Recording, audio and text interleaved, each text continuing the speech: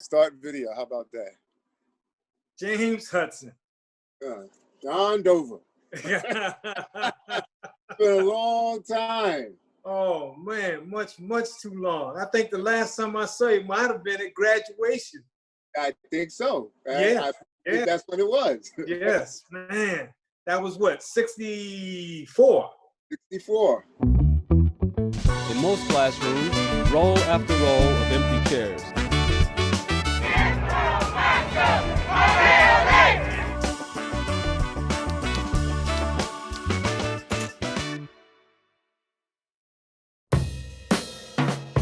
In school, we're taught that the civil rights movement was all about segregation in the South. But the biggest protest of that era was actually a boycott of New York City's segregated school system. On February 3rd, 1964, nearly 500,000 students didn't show up to class, and similar boycotts continued for months after. It was a massive movement, even bigger than the turnout for the March on Washington in 1963.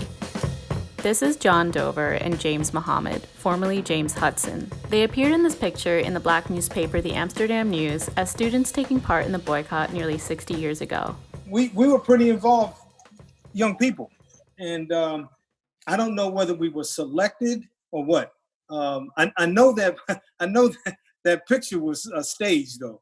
I know they told us to hold the paper. I could tell just by looking at that, you know. But I'm glad we were there though. Yeah. Education was the key for our success. Our parents tried very hard to give us the best that they could at the time. We joined the boycott because we recognized that there are always obstacles towards advancement for us as Black people. So why don't more people know about this history? That's a great question. I mean, how can you have 460,000 people stay out of school and then hardly anyone sort of talks about it in textbooks afterwards? I think part of the explanation is that the mainstream or white media at the time didn't treat it with the same sense of urgency that they treated civil rights in the South. I think it kind of fell out of the story. The story, as most people learn it, starts with Brown versus the Board of Education. 1954, the Supreme Court makes a unanimous and important decision that segregation in education is unconstitutional. And really, a lot of what we learn ends there.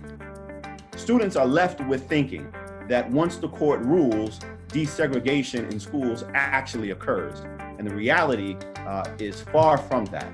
So it would be another 10 years, a full decade, before we see any meaningful school desegregation in the states of the South.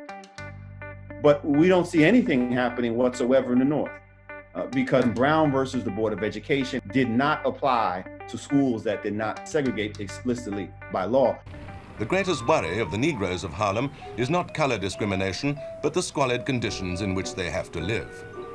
School segregation in northern cities like New York worked hand in glove with practice called mortgage redlining, where the federal government gave banks the discretion to determine which neighborhoods were good and bad investments. They considered all white neighborhoods to be good investments, and so they would funnel mortgage funds there. They considered all Black neighborhoods or racially mixed neighborhoods to be bad investments, and so banks would deny mortgage funding there. So while the North may have prided itself on not formally instituting segregation, economic realities contributed to real divisions in many places, including New York City, which is home to the nation's largest public school system.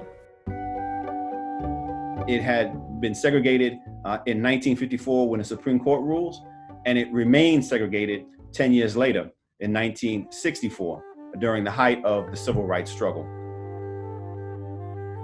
10 years after Brown versus Board of Education, Black and brown students in New York City were more often learning in dilapidated buildings, in more crowded classrooms, and with far fewer resources than their white peers. And so understanding this in 1964, parents and students of these African-American youngsters and Puerto Rican youngsters, they actually organized a citywide boycott of the public schools to protest the disproportionate allocation of resources. All we want is equal education. That's all, equal education. It takes a tremendous amount of effort because the school district in New York City is just massive. Local activists, primarily Black women who are mothers, and then Reverend Milton Glamison, do the work of organizing parents and students to stay out of school for one specific day. Nobody can do these children more harm than these children are being done every day in this public school system. And in my opinion, the refusal of the board to already have taken immediate steps to correct these evils is a disgrace and a crime. Chicago, Boston, other cities in the Midwest and North had similar school boycotts that were sort of themed and organized by some of the same people that really tried to press the issue that school segregation was not just a Southern issue, it was a Northern issue as well. And just like in the South, there were white parents in New York that pushed back against desegregating schools. They called themselves Parents and Taxpayers, and they were led by a woman named Rosemary Gunning. It was important that they hardly ever used racial epithets, and they wouldn't explicitly say that they didn't want Black and Puerto Rican students in their schools. What they would use is a series of code words. They would say, we're in favor of neighborhood schools, or we're opposed to busing. They have a tremendous amount of power. The school board tends to listen to them more than they listen to the Black and Puerto Rican activists, and it certainly had a lot of impact nationally. The Northern and Midwestern politicians write in loopholes in the Civil Rights Act of 1964 that explicitly prevent the Civil Rights Act from applying to school segregation in places like Chicago, New York, Boston. It's one of the reasons it takes so long to get any meaningful integration in the North, is that these white activists pushed back so hard that politicians were scared of offending their local constituents.